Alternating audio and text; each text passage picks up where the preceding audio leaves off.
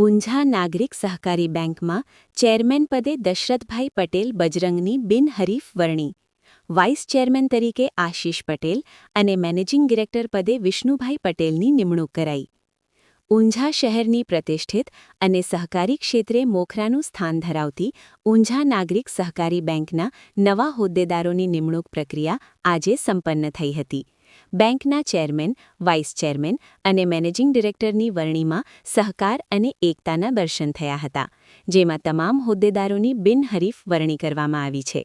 બેંકના શાસનધુરા સંભાળવા માટે મળેલી બેઠકમાં સર્વાનુમતે નિર્ણય લેવામાં આવ્યો હતો, જેમાં બેંકના ચેરમેન તરીકે જાણીતા અગ્રણી દશરથભાઈ પટેલ બજરંગના નામ પર મહોર મારવામાં આવી હતી, જ્યારે વાઇસ ચેરમેન તરીકે યુવા અગ્રણી આશિષ પટેલ છાશની પસંદગી કરવામાં આવી છે.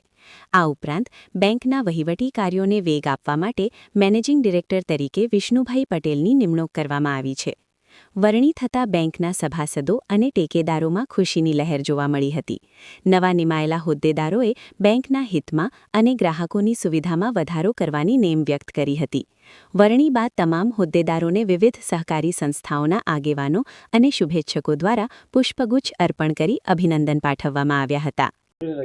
આજે નાગરિક સહકારી બેંકની બોર્ડ ઓફ ડિરેક્ટરની હોદ્દેદારોની નિમણૂક માટે મિટિંગ હતી 11:30 વાગે.